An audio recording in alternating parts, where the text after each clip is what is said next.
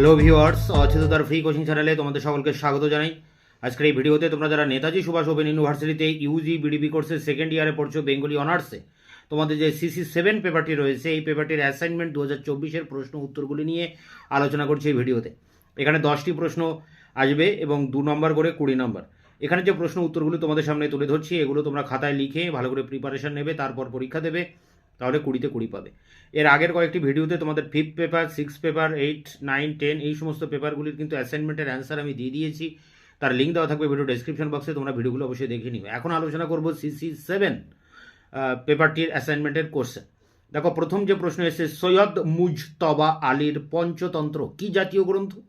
উত্তর হবে রস নিবন্ধ গ্রন্থ। পরেরটি দেখো 2 দাগে, এখানে অনেকগুলো প্রশ্ন দেওয়া রয়েছে। প্রথমে আছে ক, যজাতির কথা পরশুরাম। খ, মৌরি ফুল বিভূতিভূষণ বন্দ্যোপাধ্যায়। গ, সোনার মাছি খুন করেছি শক্তি চট্টোপাধ্যায়।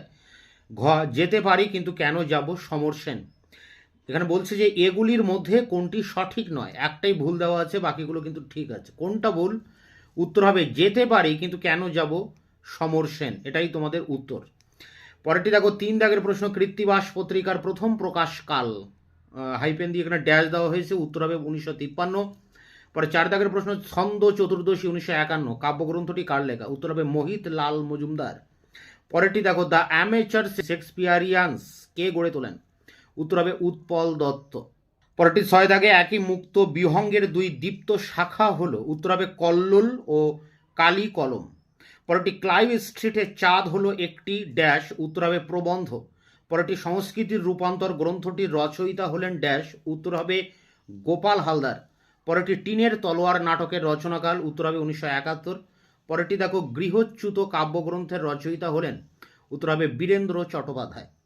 তো এই ছিল, তোমরা যারা সেকেন্ড ইয়ারে পড়ছো বেঙ্গলি অনার্সে, তোমাদের CC7 পেপারে অ্যাসাইনমেন্টের কোশ্চেন অ্যান্সার তোমাদের সামনে আলোচনা করলাম। দেখা হচ্ছে অন্য কোনো ভিডিও ক্লাসে, ততক্ষণ চ্যানেলকে সাবস্ক্রাইব করে রাখবে। ভিডিওটি ভালো লাগলে অবশ্যই একটা লাইক দেবে।